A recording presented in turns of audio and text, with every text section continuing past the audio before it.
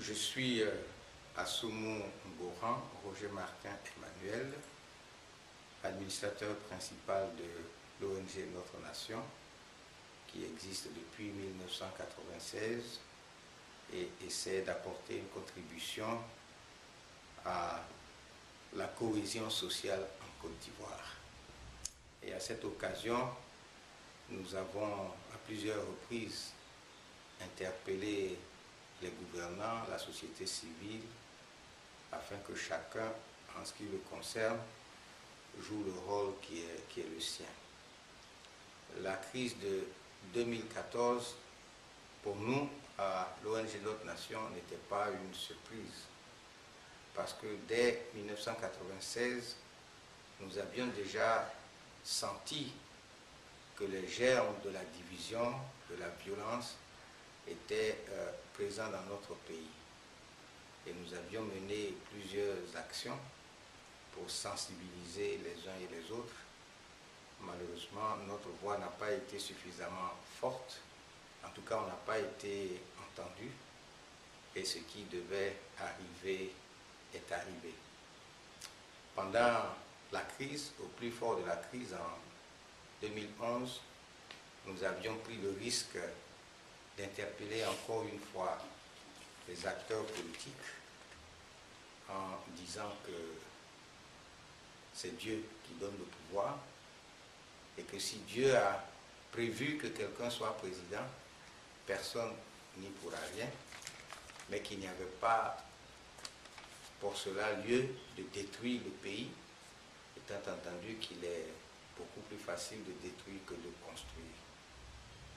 Et maintenant que la crise est arrivée, 3 ans après, qu'est-ce que les uns et les autres font pour que cela ne se répète pas? Je crois que c'est cela la question importante. Et c'est la question suivante.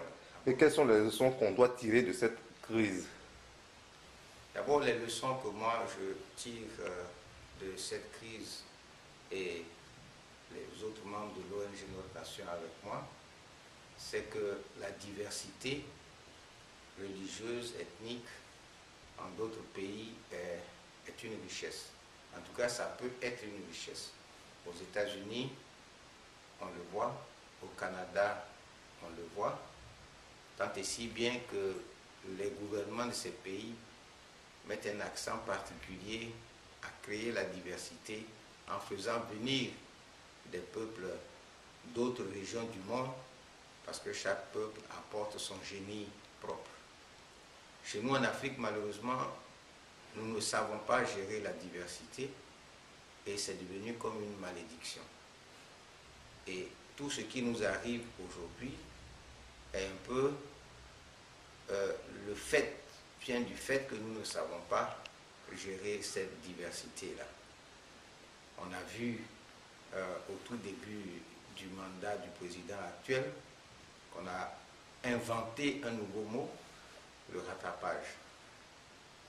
Peut-être que les tenants de cette théorie n'ont pas mesuré toute la conséquence de ce mot. Un peu comme quand le président Bédia a lancé le terme ivoirité. Pour lui, ça avait un contenu différent de ce que l'on y a mis par la suite. C'est pourquoi il est très important, quand on avance un nouveau concept, il faut en mesurer toute la portée. Je ne pense pas que ça a été le cas. En tout cas, nous, en 1996, quand nous avons commencé l'ONG Notre Nation, notre premier combat, c'était la lutte contre le tribalisme. D'ailleurs, sur nos cartes de membres, c'était écrit « Association pour la lutte contre le tribalisme » depuis 1996. Et c'est dommage qu'à l'heure actuelle, on continue de parler de cela. Par exemple, je n'ai pas encore vu les fiches, mais il paraît que les fiches de recensement, il est mentionné l'ethnie. Je ne sais pas dans quel intérêt on continue de mentionner les ethnies sur tous ces documents officiels. Donc, au point où nous en sommes, c'est un appel que je lance aux acteurs politiques surtout, que chacun mesure le poids de ses actes, de ses paroles sur la cohésion nationale. Les Ivoiriens ont souffert, ils sont fatigués, ils veulent un peu plus de tranquillité, ils veulent la justice, ils veulent que tout se passe comme dans un pays démocratique, même si on n'en est pas encore un, mais c'est notre souhait à tous, et que les libertés des uns et des autres soient assurées. Et nous en sommes loin pour l'instant. Bien. Donc, comment redéfinissez-vous votre action dans le contexte actuel? Dans le contexte actuel, notre action va toujours être la même, c'est d'attirer l'attention des gouvernants sur les risques qu'ils font courir au pays quand ils posent des actions qui ne sont pas consensuelles. C'est le cas du recensement, c'est le cas de la nationalité par déclaration. Ce sont des projets, des programmes qui peut-être dans le fond sont justifiés, mais la manière de les introduire unilatéralement pose problème. Il y a lieu que le gouvernement consulte l'opposition, que les partis se mettent d'accord pour lancer ces programmes qui ont un impact sur les élections. Je pense que si tout le monde est aussi agité, ce n'est pas pour le recensement lui-même, mais c'est pour ses conséquences sur l'électorat. Et ces choses-là doivent être faites de manière consensuelle. Le gouvernement a publié encore une composition, une réforme de la CEI en solo. Ce sont des choses qui ne sont pas faites pour apaiser la classe politique et apporter la sérénité à notre pays. Les mêmes causes créent les mêmes... Comment est-ce que j'allais dire ça? Tu as monté, hein? Les mêmes... Comment on dit ça? Les mêmes causes produisent les mêmes effets. Et si on y prend garde, ce qui nous est arrivé en 2010 risque de nous arriver en 2015, si tant est qu'on organise des élections en 2015. Bien. Mais croyez-vous en la réconciliation actuellement? Ben, il n'y a pas de réconciliation puisque rien n'a été fait dans ce sens. La commission mise en place et gérée par le Premier ministre Bani, je regrette de le dire, je n'en vois pas les traces. C'est quelqu'un que je respecte beaucoup, mais je crois qu'il s'est fait piéger parce qu'on lui a jeté un os pour qu'il ne s'occupe pas du PDCI et donc il laisse le président Bédié tranquille. Mais en même temps, on ne lui a pas donné les moyens ni l'organisation nécessaire pour réconcilier les Ivoiriens.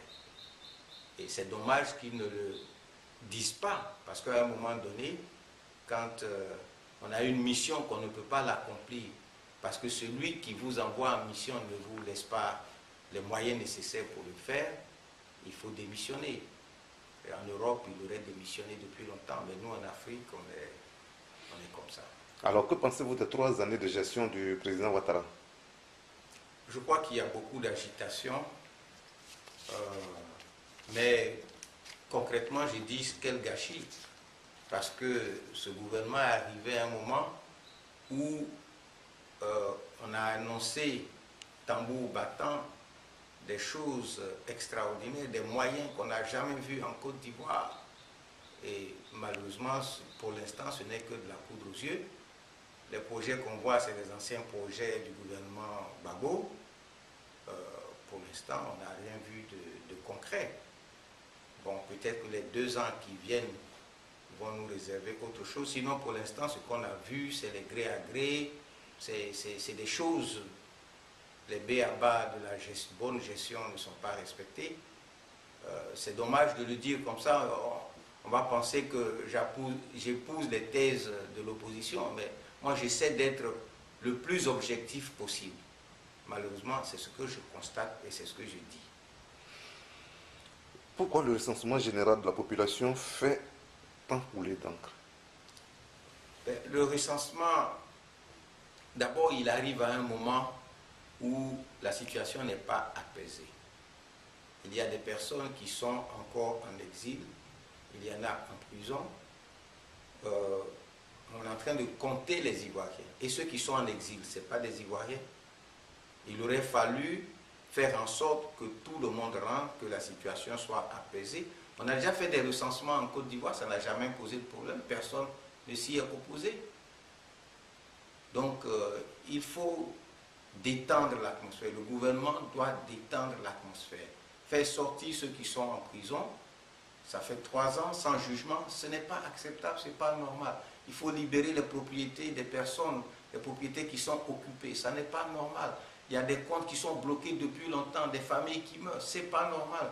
Il y a eu un embargo sur les médicaments, des gens sont morts, ce n'est pas normal. Tout cela, on ne peut pas accepter cela. Ok. Un mot sur l'interpellation aujourd'hui de la direction du FPI. Bon, moi je ne sais pas, puisque je viens de l'apprendre dans les journaux, je ne sais pas exactement ce qui leur est reproché. Je crois que c'est d'avoir lancé le mot d'ordre de boycott du recensement. Bon, attendons pour voir. Je ne sais pas si c'est un crime. L'opposition s'oppose, le gouvernement gouverne, et si tant est que l'opposition n'avait pas de poids, cela veut dire que le gouvernement ne devrait pas s'inquiéter de ce mot d'ordre de boycott. Apparemment, ce mot d'ordre est en train de prendre. Cela veut dire qu'il y a une grande partie des Ivoiriens qui sont d'accord que la situation devrait être apaisée d'abord, avant le recensement. Okay. Un mot sur la présidentielle à venir et en même temps un mot de fin.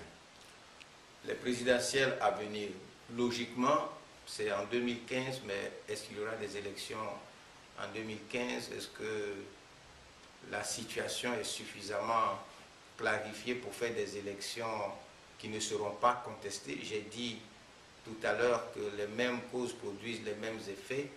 Prions Dieu que ceux qui nous gouvernent et nos hommes politiques d'une manière générale soient habités par un esprit de sagesse qui les amène à prendre des décisions d'apaisement pour que les élections soient faites de manière transparente et qu'il n'y ait pas encore une situation, une crise post-électorale bis repetita. Les Ivoiriens ne le supporteraient pas.